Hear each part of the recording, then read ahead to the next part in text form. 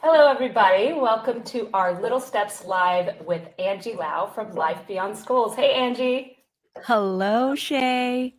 This is going to be such a fun chat. So let me tell you a little bit about what is in store today. Love If it. you're a parent navigating today's fast-moving, tech-filled world, which we all are, you're in the right place. We're going to explore how to raise resilient, confident kids who thrive in the age of AI, the hottest topic that we see everywhere right now. We're going to talk about building creativity, emotional smarts, and adaptability, things that technology really can't replace. This live session is really geared towards parents of an interesting demographic. We were chatting a bit about that before we got started, but it's geared for parents with children aged 4 to 13. It's that preteen age, and it's also going to be talking to parents that are dual working, that are time poor. We're going to be looking at practical strategies to boost emotional and cognitive development. It's also ideal for families that are concerned about managing screen time, getting overwhelmed, which I think we're all in that bucket in some way. And we're going to be looking at soft skills and what we need to be teaching our kids in today's AI-driven world. So very, very excited about today's chat. Angie, you had so much to say, and your background is so interesting. So I'm really curious, first of all, just tell us a little bit about yourself, your interesting background, and how you ended up in this space with Life Beyond School. Oh man, how long do you have? No, I know how long you have, and I'll keep it short. So, for a lot of folks in Hong Kong, you may remember me. I was Bloomberg Global Anchor for a long time. For about 10 years, I was in Hong Kong and in Asia. And in that time, I was probably in your elevator bank as you were heading to work and really covering global finance for Bloomberg.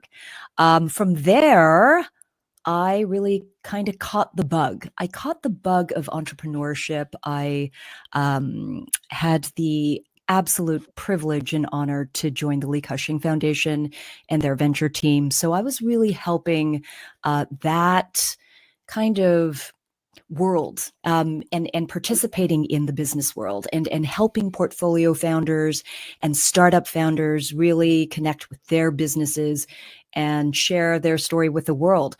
I caught the bug, you could say, a little bit, Shay, and I ventured out on my own, started a company called Forecast with a K, and it was really designed to help educate the next generation along with professionals and C-suite and all the people in finance to understand the world of emerging technology as it was coming up in cryptocurrency, in digital assets, in blockchain.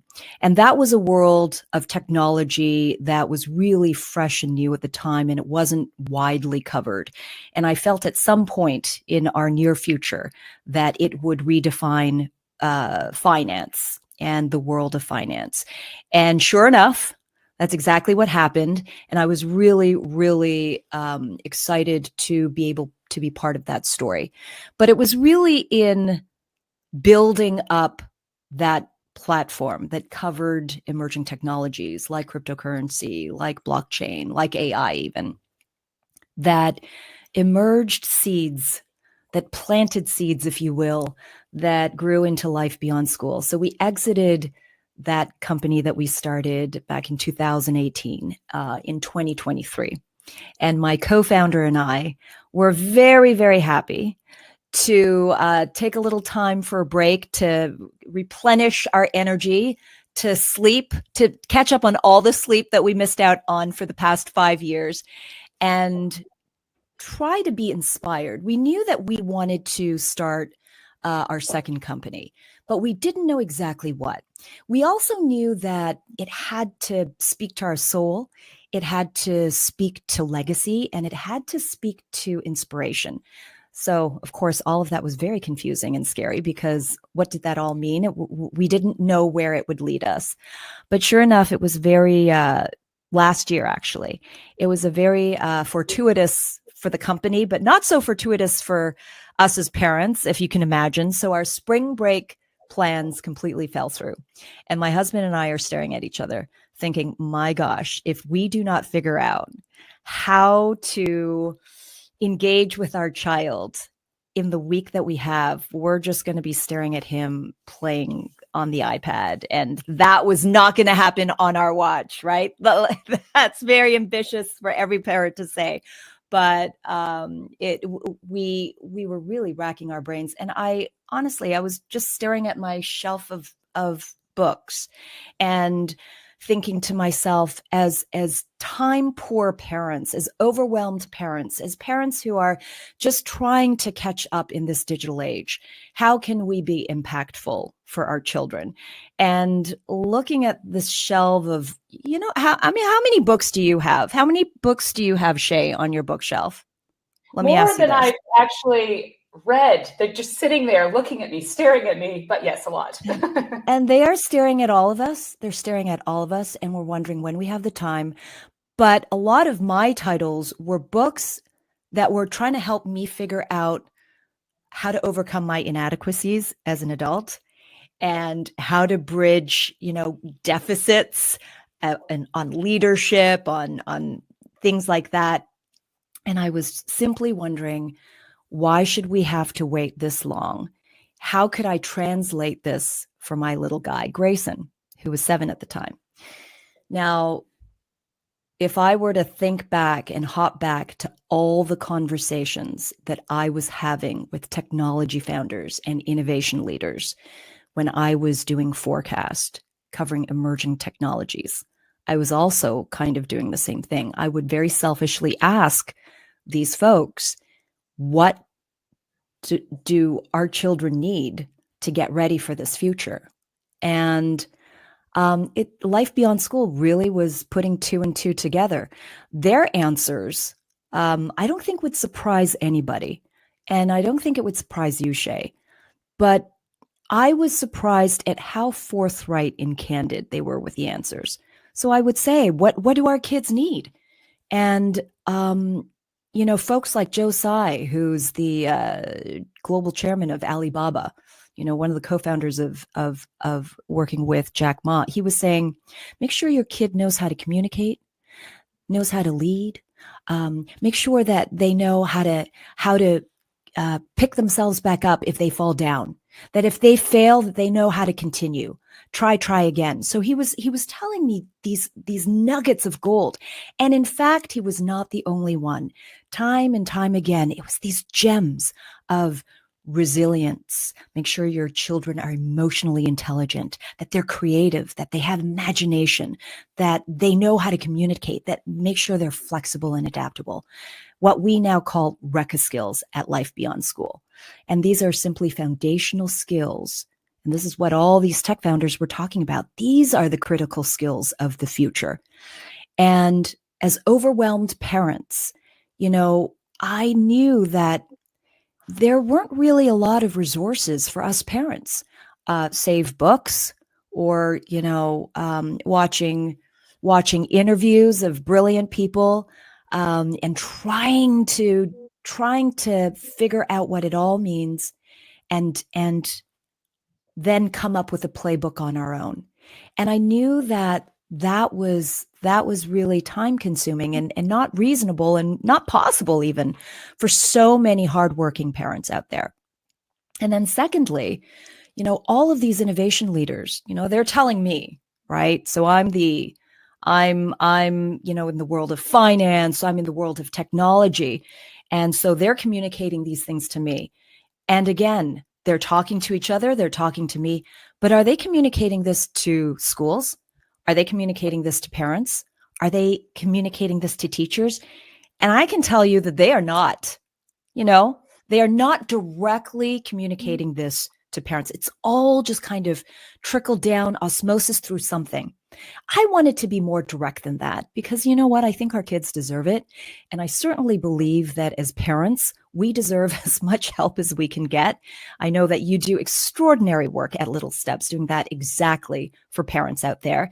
I'm simply following your lead, and so many of the lead of other startup founders and hardworking folks who believe that at some point, if there is a problem to solve, that let's step up and let's solve this problem.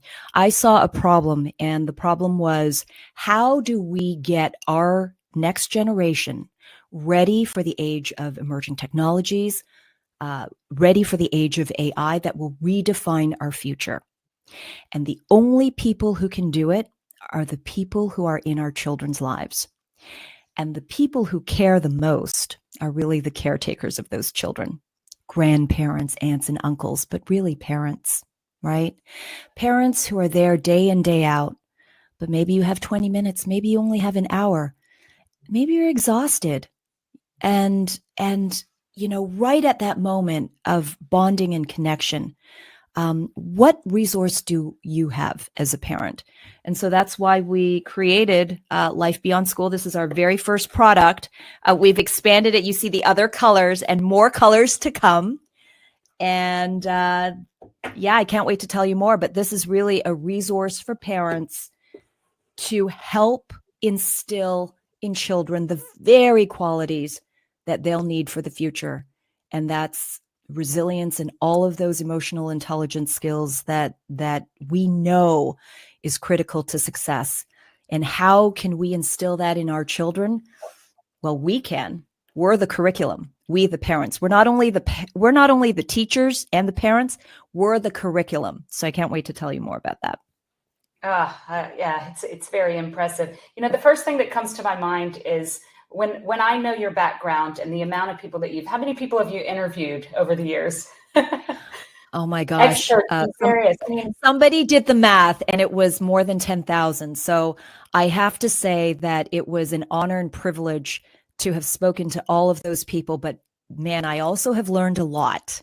So I think 10,000 is a number where I can say, yeah, that's a good number. So I'm ready to share. I'm ready to spill all the secrets.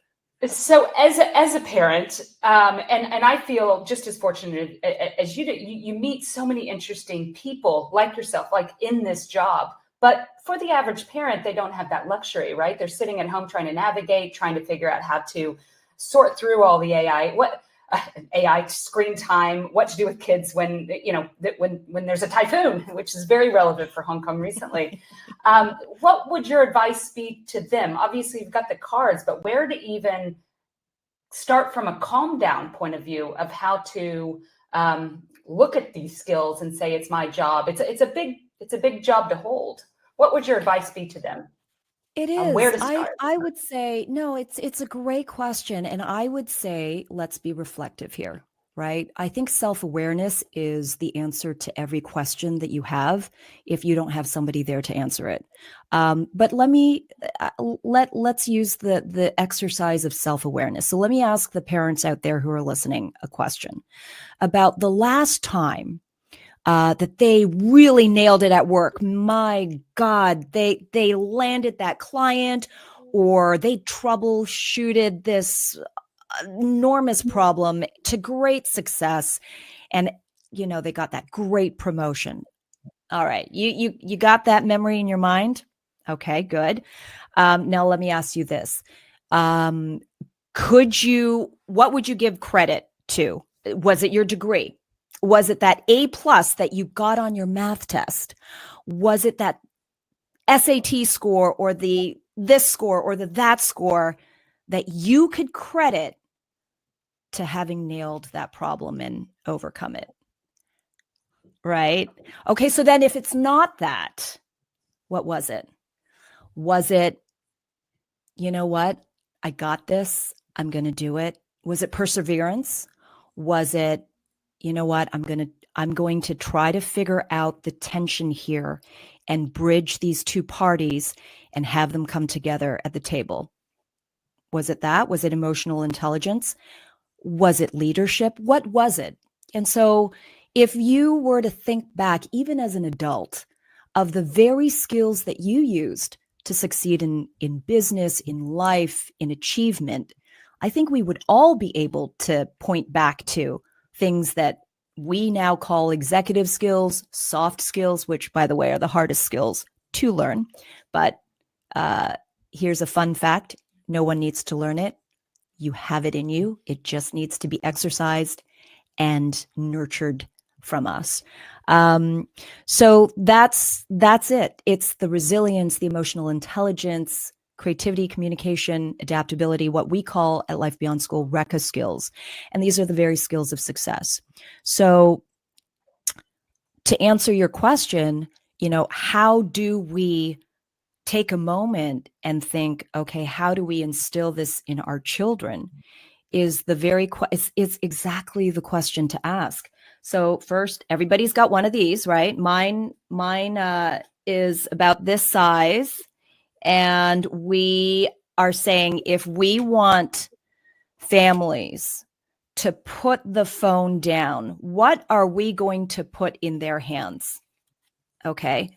So the digital devices that we have are brilliant devices. They're integral to our lives. They're integral to us communicating from around the globe, wherever we are, across time zones.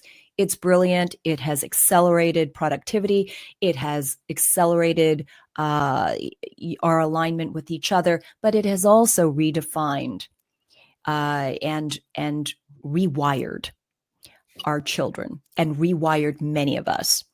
But at the core of it is the human relationship. So it's good to have these things, but remember, as a parent, your role with your child is connection. Your children learn by being around you, by being with you, by watching you. Children learn more watching. Parents who mirror see it mirrored in their children. And so we know all of these early childhood and child psychology and well-researched, all the studies. We know this in terms of development from age 0 to 7. These are the critical years. Now, we say 4 to 13 for our cards, but in fact, if you just had your baby and you want to even just use this for yourself, it's great to start kind of brushing up on how to exhibit and how to teach and how to create experiences for your children so that they can learn. And it's as simple as that. Our pedagogy and our philosophy is very, very simple. For the parent, you are the curriculum. You are the teacher. And what that means is we don't think that lectures, if we lecture you on why it's important to be kind, well, you're going to be kind, right? That's why I just gave you an hour-long lecture on why it's important to be kind. Or do we exhibit? Do we self-correct even ourselves? Do we correct when we see? Do we reframe it in our children when they're very young, right? We do that as parents, but here we can do it consistently in an elevated way as the children grow older. Because the thing is, when we need to bond with our children, sometimes we forget, when do I have time? But that's what these cards are designed to do. So each card is building a subset skill that builds up to resilience. In this case, it's self-awareness. It's a challenge of the week. Give your child agency, have them pick a card out. And each card has its own activity. So as a journalist, it's an actionable insight on the front. So this one is create a jar filled with positive affirmations written on slips of paper and have your child draw one and read it aloud each day. Okay. So why is that important, right? So why is that important? Well, it's important, Shay. You know why it's important. But when children regularly practice affirmations, they can take on the day with the help of their positive inner voice. They also develop a more positive mindset and self-image, which can lead to increased confidence, resilience, and a sense of calm. These are the skills. These are the skills that you can gift your child. And in an age of AI, when everything is become a repetitive task that is taken over by technology. What can we be for our child if not more human, and be the very people to provide the environment and the experiences in which they can share this value and actually realize it is something to be valued because you've expressed it. And that's your role as a parent. It's an incredible, incredible role you have. I love that the cards, well, there's two things that I think you've said that I think resonate with a lot of parents. One is, I think in a lot of situations when we're talking about screen time, we talk about AI, but it's screen time, it's the whole thing, right? There's so much pressure on parents to get it right and to put the phone down and to feel guilty for taking those calls. And I like how you reframed that and said, actually, just dig deep. You know these skills. Bring those forward and kind of refocus on. We know to put the phone down, but let's move away from the guilt and refocus on the skills that we have embedded. And we could even dig into why does our generation have different skills than the younger generation, our children. And I would love to get your feedback on that. But before we do, we keep bringing up these cards. Can you just tell us the different the cards and maybe give us an example of what is on the different types of cards, because they each have different skills associated. They do. So our first product was Year of Building Resilience. And it comes from the philosophy that in order to build muscle of resilience, you got to exercise it. You got to exercise it. And it may be micro habits that we're trying to build in every day. Now, it may not be an hour that you have. It might be 5 minutes. It may be the drive to school. It may be on the way to the grocery store. It may be in the grocery store. These are moments in your real life where you can kind of adapt these cards to your child, because you know your child the best, and also to whichever moment that you find yourself in. Turning these quality moments into teachable moments, but moments where you're bonding with your children. So to build resilience, we took a look at the research. We had focus groups of parents in the US, in Europe, in Asia. We had educators and experts reviewing our cards and vetting our cards. They have been tried, true, and tested. Okay. So parents and children have been using these cards. And the subset skills of self-awareness builds resilience. Optimism, that builds resilience. Adaptability, problem solving, communication, emotional intelligence. All of these skills build resilience. And what does resilience build in us? It builds emotional intelligence. It builds emotional well-being. And that's so super important in this day and age. And so we broke it down into these subset skills. And on the front, we've distilled all the research and studies out there. We've done all the research. We read all the books. And we derived some key points from some of these really incredible resources that are out there. And we came up with actionable insights that our experts and our educators reviewed, and then simply explain to you on the back why it works. And this, Shay, really just kind of is an example of what is a personal philosophy in communication that I have as a journalist. I do two things really well, okay? I explain complex things simply, and I connect the dots. So I'm using one of those skills here. I explain complex things simply, and connecting the dots is connecting the dots of all the things that finance and technology leaders are telling us about what our children need, and putting it here down on paper for our parents. And in our business, you want to tell people why it's important, and you want to tell people what it is, why it works. So that's simply what we did. We had an actionable insight, something that you could do at home right away. And then on the back, we tell you why it works. And this is probably, this is based on a lot of research out there, that is out there, but it is really simplified as much as possible for the time constraint parent. So we have the year of building resilience. We came out with a year of building creativity and a year of speaking with impact, which is after my own heart.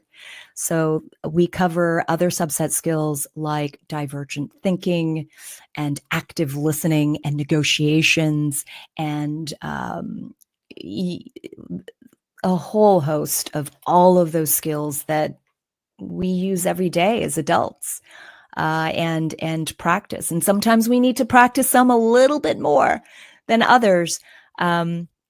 But that's what we created with these cards. And can I tell you a funny little thing that happened on the way to building this company? So the parents, we've gotten a lot of feedback in the past year and a half that we've been doing this. We launched the product on Amazon in August. We very quickly got into Bookazine, so thrilled to be supported by Bookazine in Hong Kong. But the parents who picked up our cards were telling us, wow, I mean, it's incredible, the growth mindset that we're seeing in our kids, that we can feel that we're supporting. But also I need this for myself. And some parents even told us that they brought this into their own organizations, because to your point, there's an entire generation of new and emerging talent that is coming in as young talent into organizations. And there's a huge gap, and it's creating some tensions, and it's creating some obvious, I would say, observations of the difference between generations. And some of these folks really started bringing this into the workplace, and we are actually expanding this into the corporate space as well. So it goes to show, yes, it's for our children, it's for the next generation, but my goodness, it's really for all of us. It's for parents, absolutely. It's for adults, it's for anyone who realizes that there are skills that I want to exercise, that I need, but how do I build up these muscles? And it is all these micro activities and micro habits that you can do daily or weekly at home that are designed to help you really build up these muscles and create a world in which I think we all want to live, when we're all kind of a little bit more emotionally controlled, emotionally calm, able to hold opposite views and not want to kill each other. All of those wonderful things that we are capable of as humans. Well, the concept of learning together as well, learning as a family. I'm just envisioning, with my kids, my son's 14 years old, and the only time that he really talks to me is right before bedtime. And that's when I get to ask any questions. That's when you could use cards like this to kind of brainstorm on ideas. But just while we're on the cards, do you have examples of how families are using it? Is it the dinner table? Is it you mentioned micro moments, but are there some tried and true examples of how parents are using these day to day? Yeah, so a lot of families are telling us that it does come at the dinner table. It does come at nighttime. So that's fantastic. Hold on to those moments. And how awesome is it for you to have that conversation with your child? But sometimes you might be busy. The 3 questions or the 4 questions or those multiple attempts at stoking a conversation might fall through the cracks. Well, this is here to help you, Mom, Dad. These are here to help you fill in those gaps where, you're looking for a moment where you want to bond with your child. And what I've also suggested for time constrained and time poor parents is, hey, listen, you know what? These are great to do at the dinner table. But sometimes if you're just reading ahead for yourself, or maybe your child isn't maybe you're doing something else at the dinner table. Maybe there are other moments that you can kind of do these cards. In fact, I've had parents tell me that they just kind of sneak in the cards and the kids have no idea. So it's at the grocery store, right? One of the cards is, have your child, you're making something at dinner, but the key ingredient is missing. And so have your child brainstorm with your child, figure it out with your child, invite your child to help solve that problem for you. So I've had parents even say, like, I've snuck these in myself, or in moments where they kind of recognize that there is a teachable moment and they kind of slip in that lesson. I've also even heard that the teenagers are kind of into it. Some of them are a little bit, they're obviously for the younger ones, but the teenagers have also expressed to their parents, hey, these are kind of cool. But you know what they were expressing? They were expressing that there was an opportunity to engage on equal footing with their parent in a moment of bonding. I've witnessed this from a 15-year-old. And I wanted to kind of make sure that they weren't kind of trying to fool around or something, being sarcastic. And the truth was, my heart was just so full seeing the sincerity of this child's face who was 15, and just really appreciative that there was something that they could, bond together and talk together. That's something that, it was no pressure. There was no pressure. These things are very lighthearted. They're challenging. They tap into our skills, but really there's no pressure in these conversations. And sometimes maybe that is also giving us permission not to be so heavy, sometimes, and to bring lightness back into one of the most important jobs that we have. Absolutely. And that's not the job you have it's the job you have at home. Absolutely. No, I hear you.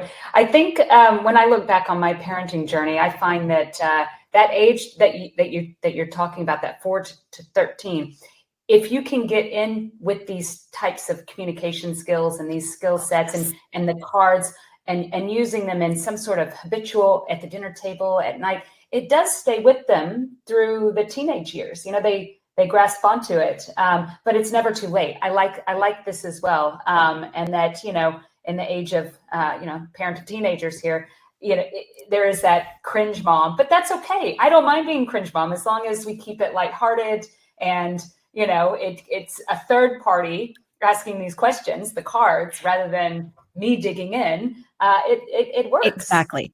I'll take all the blame. Hey, blame mom. And you told me too. Right? Yeah. Blame me.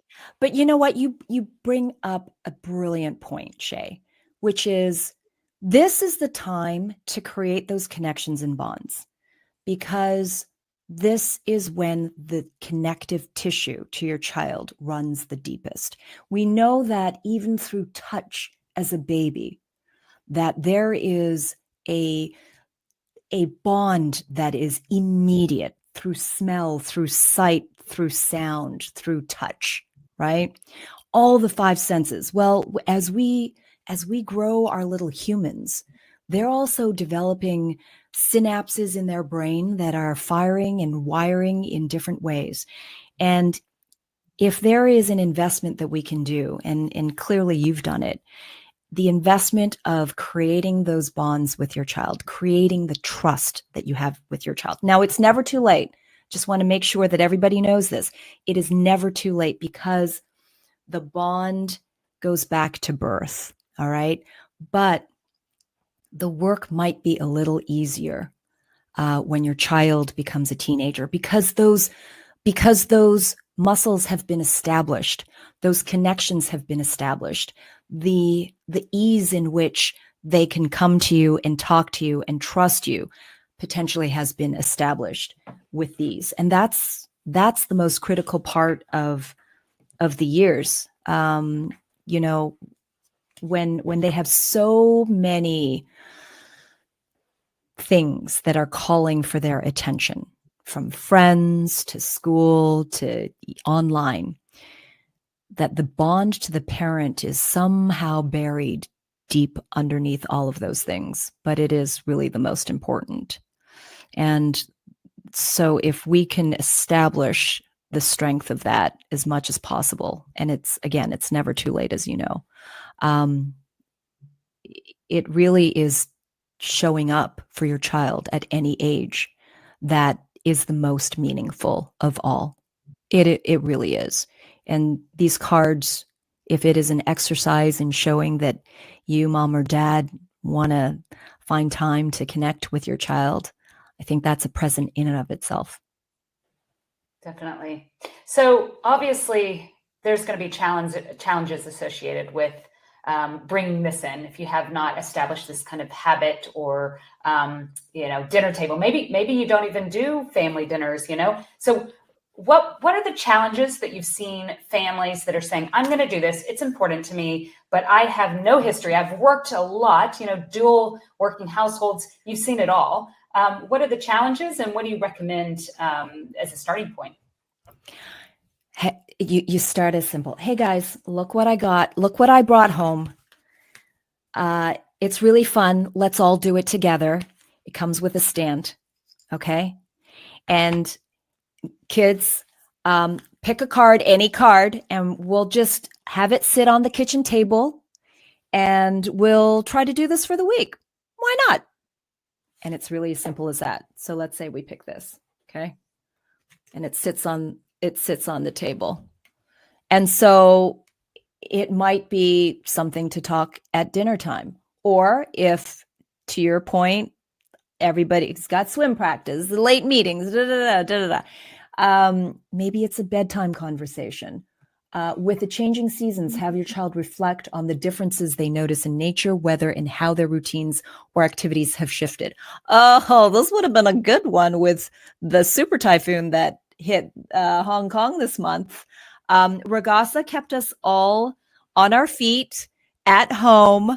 And that could have been a lot of fun. Even just taking kind of these moments, right?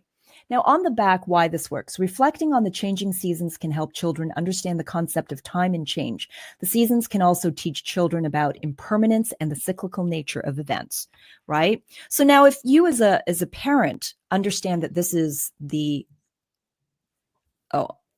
okay, I'm sorry. I thought I lost you there for a second.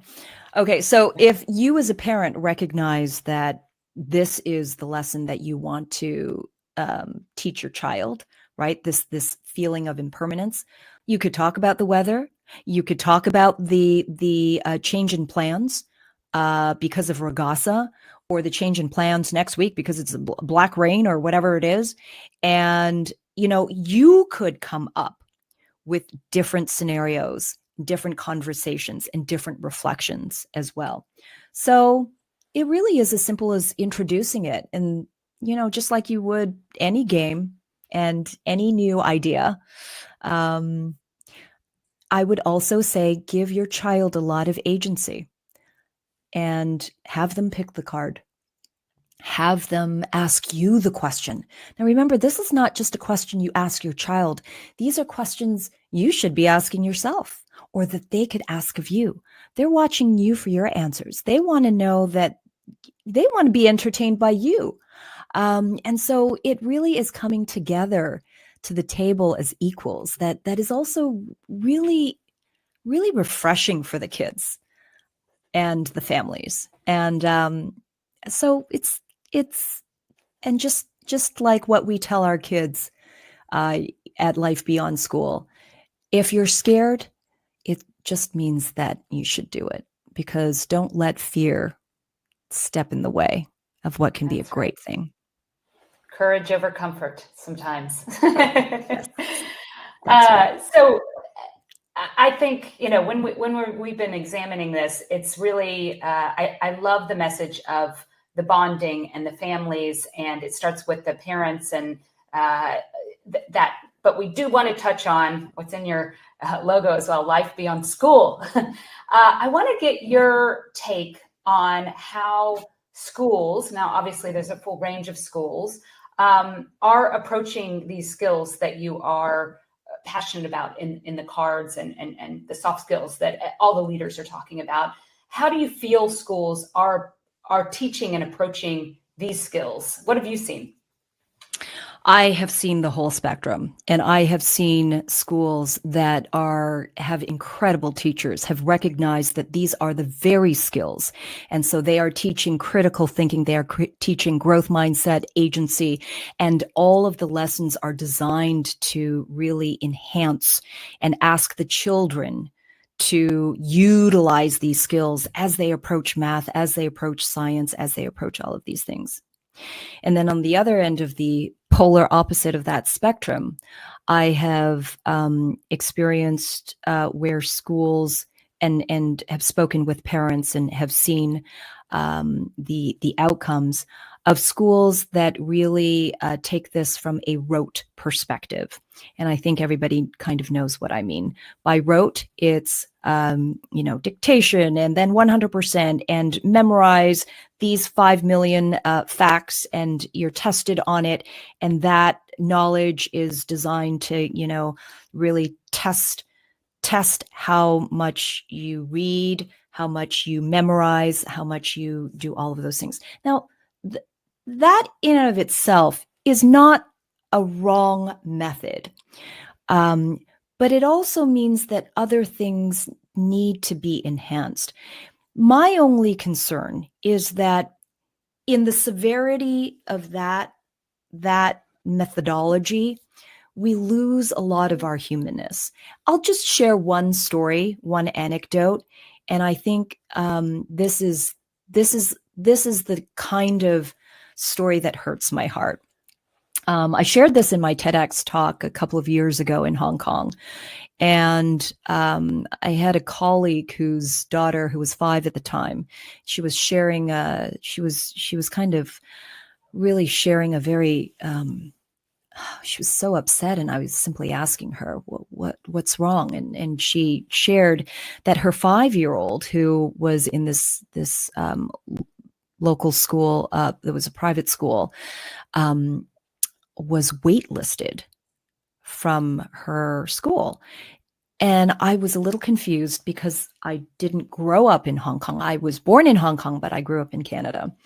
And I was a little confused because wasn't she already going to the school? And it was explained to me that sometimes schools will waitlist children who are already in attendance because they want to make room for other children who might have passed qualifications or tests that they hold of higher value. Okay. Mm-hmm. And so this mom was interrogating this poor little girl. Did you get into a fight? Were you not being respectful to the teachers? And she found out that her little girl was asking too many questions. And the teacher didn't quite like that and had put this down on her report card. And that was the source of the trouble. Now, I fully can empathize with that from both sides. But for a child to learn that young, that her curiosity is dangerous and not valued, and even worse, persecuted, that is not a life lesson I would want for any 5-year-old. So we got to think about that. We really have to think about that. These are skills, these are soft skills. They don't happen through osmosis, okay? They don't happen through observation, through just like download magically from the sky. It does happen when you're watching your parents. It does happen when your parents are nurturing you, giving you an experience in which you can assert yourself, when you can grow your confidence. It does happen when your parent is the teacher and the curriculum. It can happen that way. But we have to think about, if the schools are not teaching these critical skills that all of these executives and these innovation leaders and technology founders are saying are the very skills that are required for the future of AI and beyond, where are children going to grow these skills and grow these muscles? Some schools get it. Not all schools get it. Educators do have the opportunity. I've seen incredible educators who use their own emotional intelligence to provide an experience for their kids, a way to navigate a challenging problem, a way to think about or think through failure, right? Or reframe failure, or reframe, I can't do it.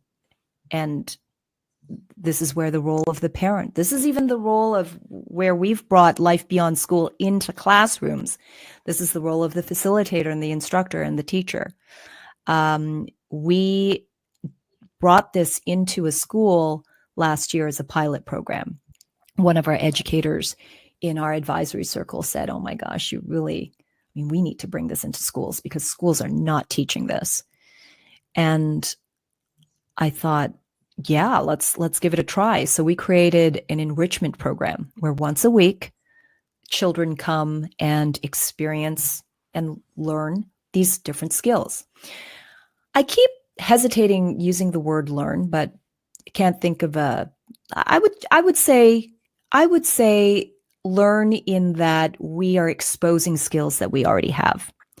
Because these are skills that we actually already have. I could tell you right now that these children are adaptable, that they are creative, that they have a heck of an imagination, that they do have joy, that they do have optimism, emotional intelligence. They do have these things. They have empathy.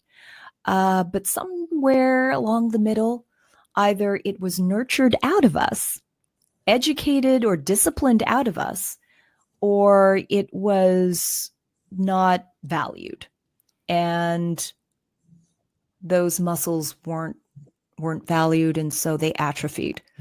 And this is where we really have a chance to come into the schools.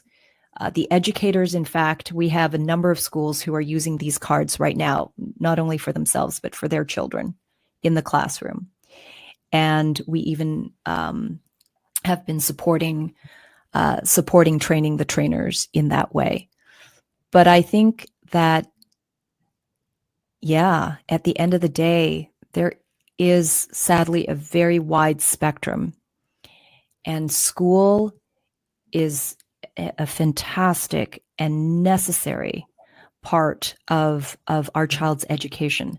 But don't forget, so is home, so are parents. We at Life Beyond School believe that there must be a triangulation of the village, of the modern day village, that a lot of families don't have anymore. The village Absolutely. effect of raising a child. So we have to create our own. And at Life Beyond School, we want to be part of your village. So all the aunties and the uncles, the researchers and the studies, and the educators and the experts, they're all here, all the aunties and uncles. But it is a village, and it must be a triangulation of schools, parents, and we surround the child. Love that. And I do love how you've made it so approachable, so relevant. And like you said, all those books on the wall, we can read all of them, and they've got all these nuggets of wisdom, but you've brought it into these very simple ways. So it's not intimidating for the parents, the aunties, whoever's part of that tribe. Exactly. So great work. And I definitely will be bringing these to the dinner table.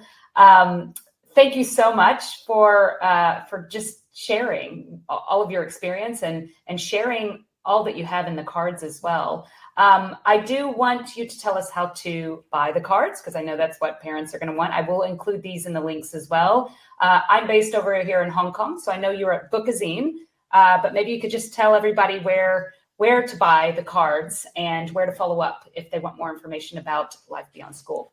That's amazing. Thank you so much. Yeah, head to www.lifebeyondschool.co without the M.co. And you can buy the cards on our website. You can, if you're in Hong Kong, lucky you, you can find them at Bookazine. They are on sale at Bookazine. You can find them on Amazon.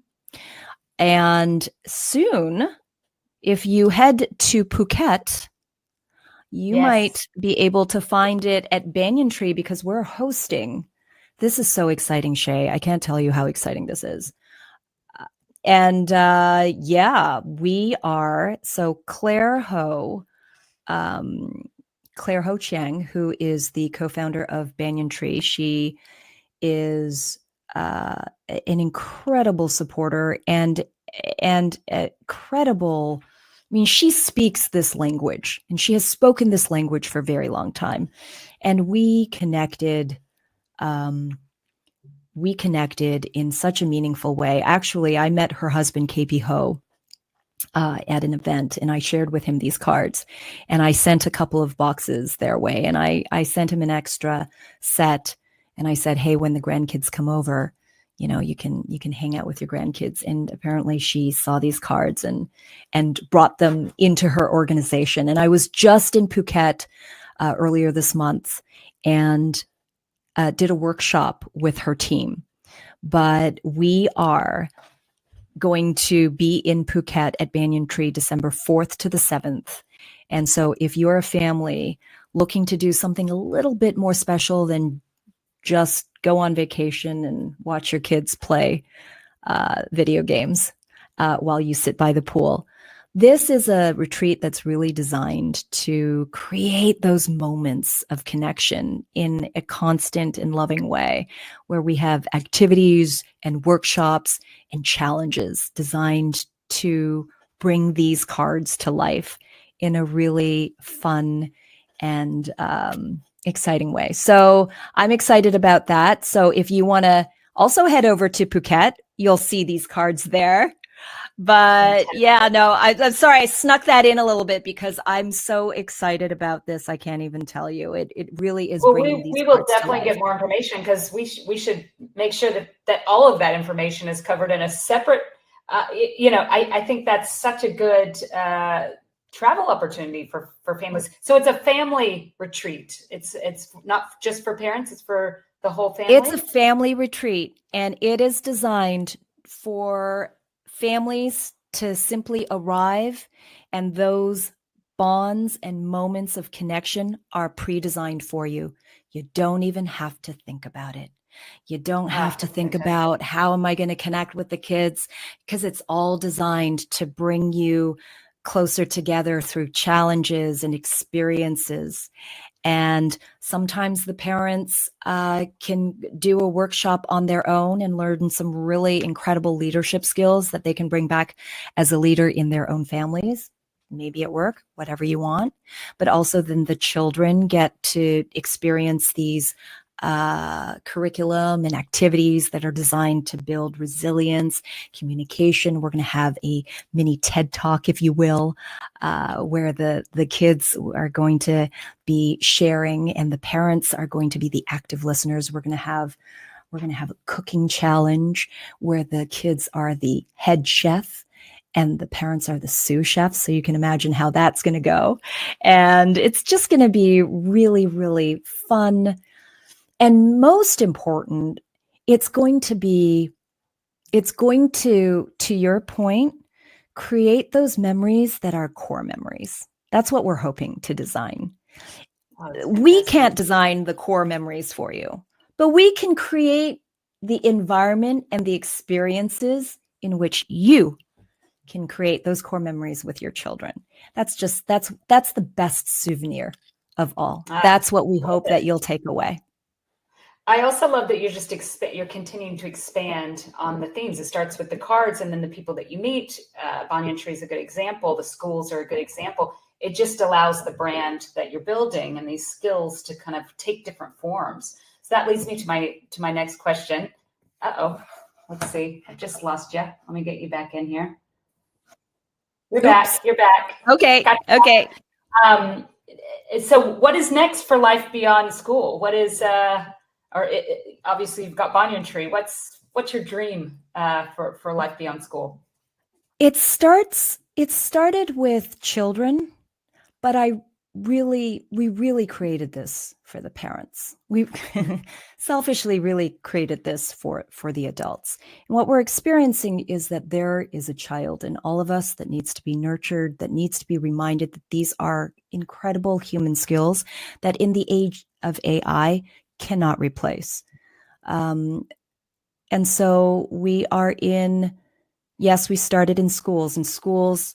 I mean, these classes that we conduct weekly and we've collected so much data, but interestingly enough, it's the children who are helping us adults design what it is that we are hearing are the most important skills to design for adults in organizations, in corporate.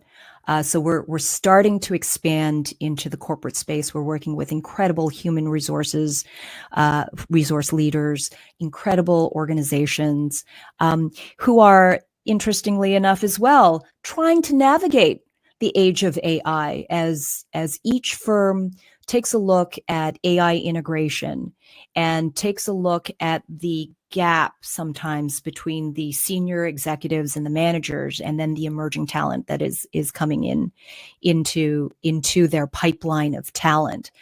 And hearing stories of my younger staff, they cannot express an opinion in real time. They don't want to talk to you. They'd rather text you.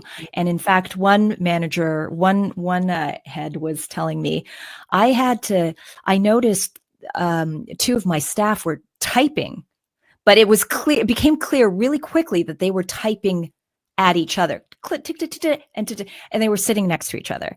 And so he asked incredulously, "Are you guys talking to each other, communicating with each other?" And they're like, "Yeah." He's like, "Get up, look at each other, and talk to each other." And I laughed. I laughed because it's true. It goes back to this is how we learn. These are skills we have. But for these kids who are now in the workforce, it was completely normalized during COVID for you to engage with everybody online. It was dangerous being in person in real life.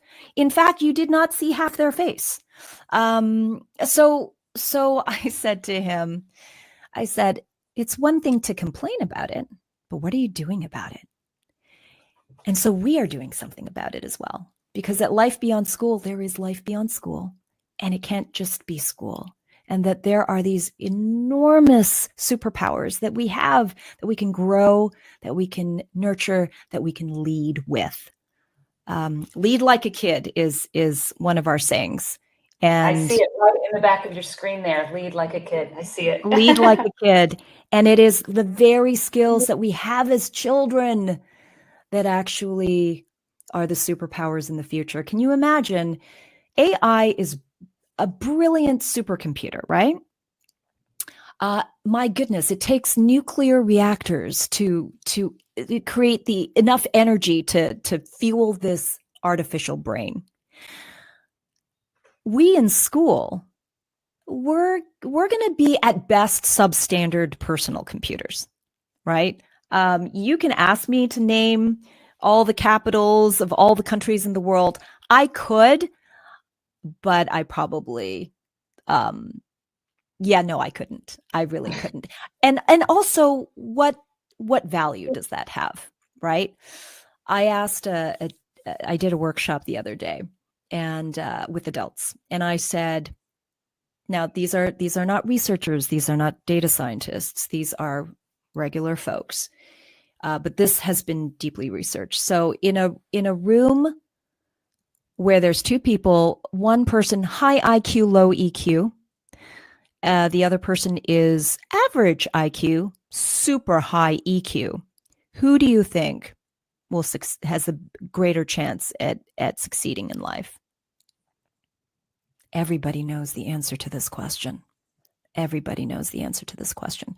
So that's what we're simply building, is reminding ourselves that these are the superpowers of the future, that in the 2024 global report by McKinsey on the future of work, where they interviewed thousands of executives asking what are the skills that they want for the future, but don't necessarily have. The answers were very similar to all the answers that those tech founders gave me in the times that I've asked those questions. They said imagination, creativity, flexibility, adaptability, emotional intelligence, communication. These are the skills that we require in the future, because AI is AI, but with humans, we can enhance ourselves with that tool. That tool cannot replace us. And so if the very thing that is required of us to excel in the future is not what we know, but who we are, isn't that going to be just a wonderful journey that all of us can embark on if we commit to it, just by simply being the best human you can be? I think as parents and as aunties and as grandparents and the village, we have a responsibility to do that for our kids. So let's do it. Love it. Love it. Well, Angie, you are doing some amazing things, and I really appreciate you chatting with us and sharing not just everything that you've learned, but you've put it into these actionable items, and even what you're doing with the expansion of the brand into retreats and taking it into the workforce and empowering parents. I think it's so relevant right now because there's so much fear based around AI, and you're just bringing it home. You're bringing it back to the basics and about connection and human. So thank you for sharing everything, and thanks for your passion. We need this. We need this. So I appreciate it, and I'm sure the Little Steps readers do as well. You're so welcome.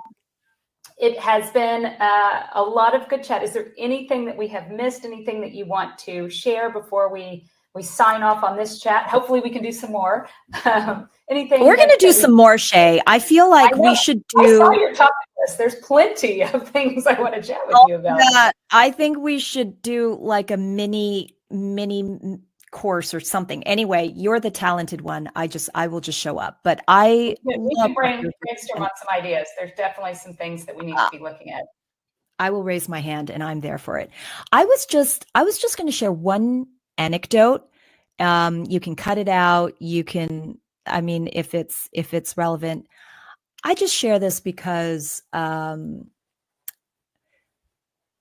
think it's an observation that a lot of us have. So the other day I was checking out one of the apps and got on a call with their marketing team, and they were sharing the bells and whistles of this AI app that they wanted me to subscribe for X dollars a month. Okay. So I was reviewing some of their benefits, and they said, you know what? We could take your image and, we could do 1 million videos and you don't even have to do it. Oh my God. No, thank you. Okay. And then they said, and do you do video? I said, of course I do video. They said, we can transcribe all your interviews and we can log transcribe it and log all the video and do the shot list within seconds. I was like, oh my God, that's amazing, because this is grunt work. Yeah. And as I got off the phone with them, and I was preparing for a speech with some Silicon Valley parents who, by the way, are equally freaked out about AI as the rest of the world. And I was preparing and I was thinking about that. And I thought, whoa, you know what my first job was in television? My first job in television was logging tapes. My first job in television was transcribing all of those interviews for the reporters and the anchors and making sure that they got the perfect transcript, which meant for me, I did it not once, not twice. I did it 3 or sometimes even 4 times to make sure that I didn't miss any words. But it wasn't until the 3rd time that I noticed the raise of the brow and the drop of the tone, or the pause of the breath. And then it was the 4th time where I noticed how they bridged the physical space or the tension or whatever it is. That's when I learned my craft. I learned my craft doing grunt work, doing repetitive work, and I learned at the feet of masters by simply transcribing and logging all of those interviews for months as an intern. And you know what? These kids, this next generation will not have those opportunities. And so I ask us as adults, as parents, if those opportunities are going away, it is our prerogative, it is our responsibility, it is our duty to replace those experiences as much as possible. So let's give our kids as much experience, as much real world experience. And that could mean these cards. That could mean being present as you take them to the museum, or buying groceries, or negotiating for a new car. Whatever it is that you're doing in your life, I use that because my parents actually had me. I'm so sorry. Is this zooming in? Why is Well, it? it did. You're back. You're back. We like a good zoom. Okay. Oh my goodness. I don't know why it's doing that. Okay. It's this camera. It's acting weird. So anyway, yeah, my parents had me negotiate the price of the car at 14. Wow. It was great. It was great. It was great. Yes. It was great. So if we can just replace those experiences that we're losing to AI, let's do that. I like this. This is very good messages. And this also justifies why I drag my kids to IKEA with me. It's just to be present. Right. We're going to do this together. But yeah, no, it's good. It's really getting back to the basics. It's the things that have existed, and it's AI is coming. It's here. It's everywhere, and our kids are going to have it in their lives. And like you said, the skills are going to be more important than ever, actually.